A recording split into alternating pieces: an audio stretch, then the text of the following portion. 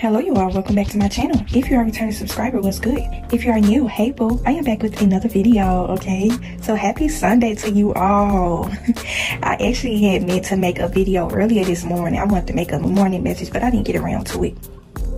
So y'all see the title. Sobriety is an important step for spiritual strength, okay? And the reason why I want to make this a topic now is because it is the holidays, and this is usually the times to where, you know, you kind of partake in doing certain things. You may drink, you may smoke, you may do other things, and some people may feel as though the only way they can really get in the holiday spirit or get in the mood is if they indulge in some sort of drug.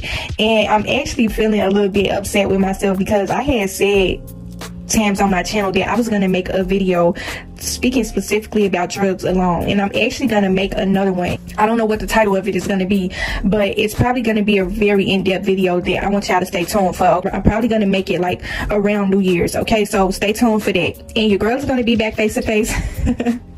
But yeah, we just going to hop right into it. But sobriety is important if you want spiritual strength, okay? Okay, so let's just say, I'm going to use myself for example.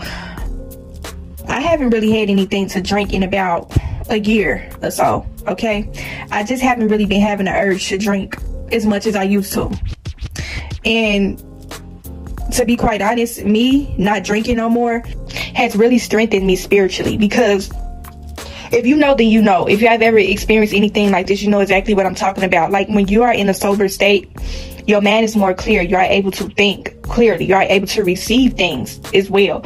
You are able to connect with Holy Spirit, connect with the Lord in a sober state, okay? When you get indulged in any type of drug, that's pulling you further away from the Lord. That is the quickest way for you to become spiritually weakened, quote unquote, spiritually dead.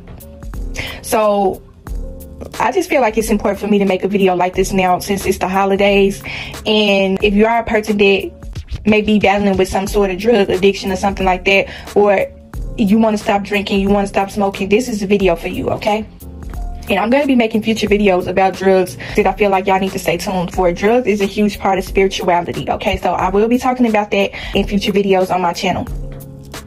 But basically, and before we even get into this video, let me just say, I'm not here to judge anyone, okay? If you drink, if you smoke, if you pop pills, if you do crack cocaine, if you do heroin, you do shrooms, or whatever your drug of choice that you do, I am not here to judge you. Okay, I really was just sitting here just thinking about what I could talk about, and Spirit just kind of led me to this topic, okay? I feel like the only way you are going to be strengthened spiritually, the only way that you are going to have that closer connection with the Lord is when you are living a life of sobriety, okay? There's nothing really that you are going to be open to receive if you are steady indulging in certain things. And when you decide to have a closer connection with the Lord, there's certain things in your life that is just not going to fit you anymore. It's not going to be a part of your life anymore. Those things are going to slowly fade out. And I said this in my previous video where I spoke about secular music and reality TV, how that hinders your spiritual growth as well. Drugs will hinder your spiritual growth, okay?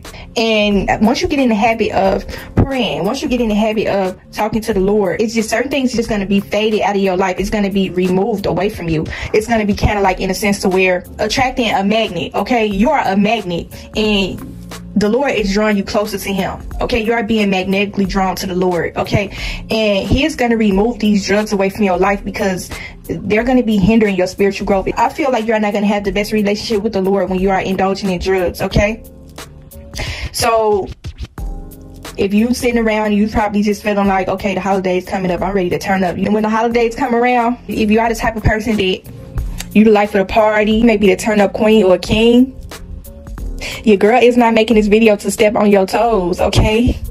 Like I said, I'm not here to judge, but you may be at a certain point in your life to where you may want to make a change. We ain't trying to wait all the way to the new year to decide that we just want to stop drinking and stop smoking. This is literally a change that you have to make before. This is really just a life change. It really don't have nothing to do with a new year starting, a new change. But if you feel as though you want to make a change coming into a new year, then I feel like it is important for you to cut the drugs out of your life right now, okay? Some people can just quit cold turkey, and some people can't.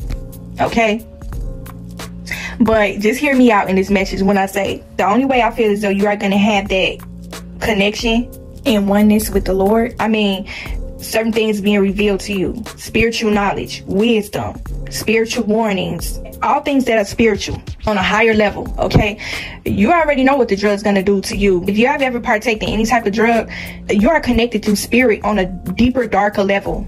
Okay, so you already know what that's like. So if you want to feel highly connected spiritually with the Lord, then drugs are gonna have to be cut out. Okay, this would mean, now before you start to make any changes with your life, you may start to notice that you just don't have the desire to do certain things anymore. It's gonna feel as though you are getting that tug and pull at your spirit that is letting you know that you need to make certain changes with your life, and you need to get rid of certain things. You need to get rid of them Patron bottles. You need to get rid of them Henny bottles. That stuff they say they drink in Casamigos. You need to get rid of that. You need to get rid of them blunts. You need to get rid of that weed. You need to get rid of them cigarettes. What's the thing? What's it, them vape things? I be seeing people smoking those things. Somebody had told me that people smoke vapes as a way to stop smoking, like they're supposed to help them stop smoking, but I really don't. I don't see how that would help you stop smoking. But like I said, that's just me. But get rid of the vapes. People that's doing anything that's heavier than that, like I said, you may want to stay tuned for my future video where I'm going to talk about drugs specifically. I'm going to talk about the deeper, heavier drugs. Now, your girl ain't never really been into that type of thing, but I do have parents that was heavily involved in drugs. Okay, so I know what that struggle was like. Even though I never indulged in those type of things, I know what it's like because I've seen people suffer through it. Okay, so you stay tuned for that video about drugs. But this is during the time where you may feel as though, like say for instance, once you decide to make a change with your life and you want to cut out certain things, it's gonna gradually start to fade up out of your life. Okay, it ain't gonna be cold turkey, but you are gonna get some of those instances to where, like say for instance, you may drink a lot. Every time you go to the store, you can't leave out without your bottle of wine or your bottle of liquor or your wine coolers, whatever it is that you like to drink. The number one way you're gonna know that the Lord is removing certain things from your life is when you just don't have the desire to. Like your man literally don't be on trying to get you a drink. You go in the grocery store and your man ain't even on that.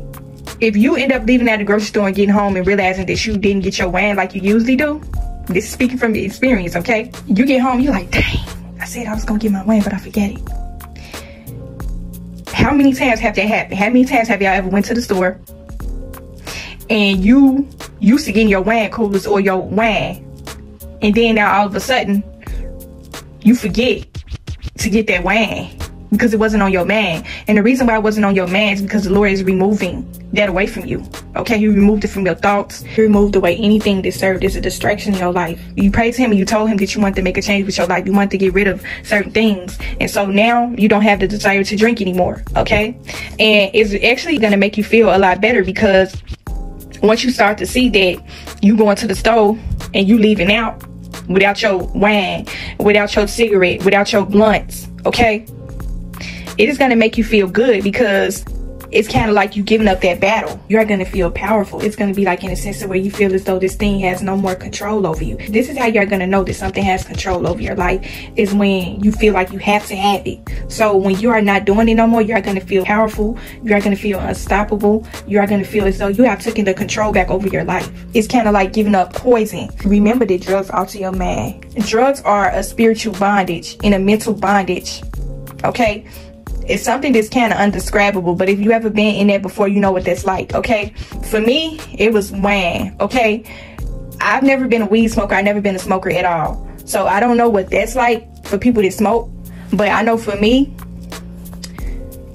when I stopped drinking, I felt as though a burden had been lifted up off of my shoulders. I felt more purified. The number one way you are going to know that you are becoming more closer with the Lord is when you feel as though your spirit has been purified. It's almost as if you have been renewed in a sense, okay? And that's a feeling that is undescribable. It's a good feeling to cut certain things out of your life that are toxic, okay? And when we talk about drugs and drinking and stuff, people don't like to really view those things as being toxic, especially if it's something that you indulge in all the time. Like every weekend you gotta have you a bottle of wine, or a couple of times a week you gotta have you a glass of wine. And people just really be thinking that it really ain't nothing major. Like if you ain't gulping down a whole bottle of wine, then you think you're not really affected. You know, you may be the type of person where it ain't really nothing wrong with having a glass of wine like once or twice a week. But if you doing it all the time, like you literally can't go a week without drinking, you always gotta have it, this is how you're gonna know that it probably has become some sort of addiction. Is when, and I had never really got to this point before, but if you get home and you realize that you didn't get that drink, and then you turn right back around and go back to the stove because you know you forgot it, you may have some sort of addiction. Okay, that's something that you probably need to address with the Lord, because that's a problem when you feel like you have to have it. Okay, if you left up out of the stove and you end up forgetting it, and then you go back and get it, the Lord already tell you need to leave that liquor alone. So why would you go back and get it? That's my logic. That's the way I think. Is if you forget it, then it was a reason. You weren't meant to have it if you forget it. Okay, so another way that you are going to know the changes when it comes to sobriety, things are going to start happening gradually. It's not going to happen all at once, but you are going to start to notice that, like I said, if you're a person that you want to be sober, you are going to start to notice that you are probably going to be alone a lot. You ain't going to be the life of the party no more, or you ain't going to be invited to certain things no more. Like, say for instance, people always invite you to things, okay, because they know you're going to be the turn up queen or the turn up king. They need you to turn it up. They know you're going to be the reason why. This is another way to let you know that you may have some sort of drug addiction, is when people are always wanting to be around you because they know that you're going to have access to that stuff, okay? They know to come around you because you're going to always have something to drink, or you're going to always have something to smoke, or you're going to always just have something on you. That's why they want to be around you. They know that you're going to get the party started. So that's another way to kind of let you know that you may have some sort of addiction. So if you get to a certain point to where, and it can be hard, I can't honestly say that I really don't know how it is to fight with a drug addiction. I never really been through anything like that. I used to drink, but it wasn't never to a point to where it was literally destroying my life. Like, I never got to a point like that. But if you are the type of person, fighting this addiction may be something tough for you. Like, something as simple as somebody inviting you to a place may be a trigger point for you. It's going to be so many trigger points for you when you are trying to live a life for the Lord, when you are trying to live a life of sobriety. You are going to have so many people that's just going to try to take you back to where you was. Okay, this is when it comes to making that transformation with your life. How serious are you with wanting to build a relationship with the Lord? How serious are you with making this life transformation? Okay, it's going to be a pull and a tug between the devil and the Lord. Okay, because drugs are evil. A lot of people don't want you to believe that, because that's just how the world is. Okay, drugs are worldly. Drugs are evil. You should not be partaking in any type of drugs if you want to have a closer connection with the Lord, if you want to have spiritual strength. Drugs ain't gonna cut it. You ain't gonna be able to have no connection indulging in drugs. Okay, now if you want to connect with a lower vibrational kind of energy and spirits, then yeah, okay. But if you are the type of person that's trying to live a life of sobriety, a trigger point for you may be something like, somebody may invite you to a Christmas party, or somebody may invite you to a New Year's party. Okay, I'm going to make a video around New Year's. Somebody may be asking you, oh, what your plans is for the holidays. And you may be sitting back thinking like, well, dang, I really been thinking a lot lately, and I really just I don't want to drink no more. I don't want to smoke no more. But me and this person had so many good times, and I can go to this party. I ain't gonna drink or smoke nothing. I can go. I really feel like I can do this. You can't place yourself in a room of fight and expect not to get burned, okay? So if somebody is calling you and inviting you to a party or somewhere, you know it's gonna be drugs and alcohol.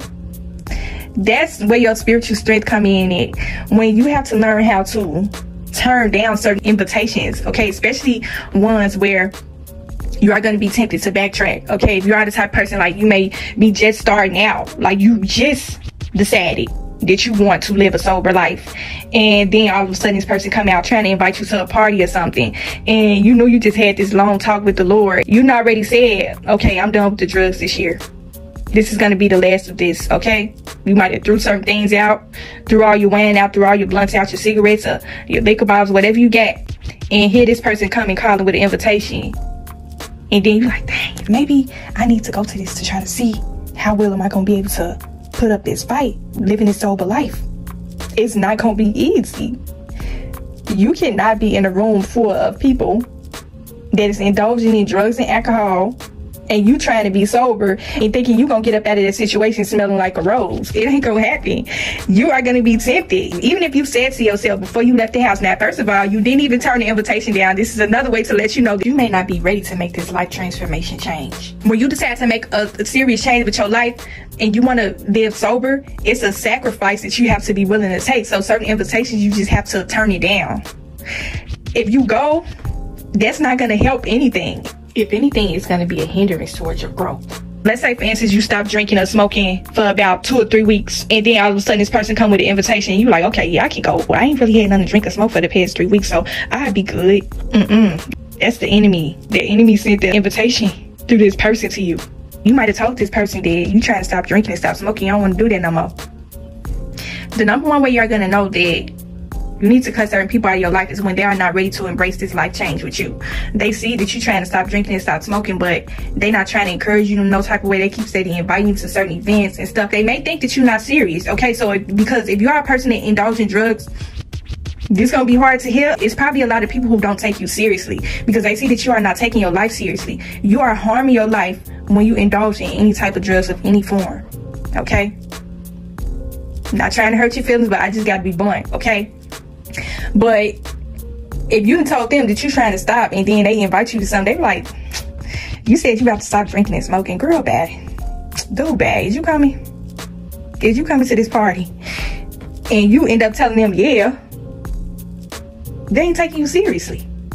When you stand firm on your decision of what you are trying to do with your life, that is when people are going to know that you are serious. That's when people are going to start taking you seriously. When you turn down them invitations, okay? This is the first step to your sobriety. So if you end up going, you probably 9 times out of 10 going to end up drinking or smoking.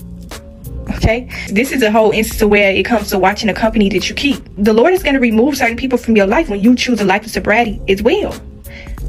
When you start turning down invitations, these people ain't going to want to be around you no more. They ain't going to want to come to your house. Like, say for instance, you may want to go golfing or something, or say for instance, you want to go to the shows. It's something to where it don't involve drugs and alcohol. You try to invite this person, they ain't gonna want to come with you because 9 times out of 10, the people that you are hanging around, they have a drug addiction as well. So they not gonna want to do nothing that's not involved with drugs.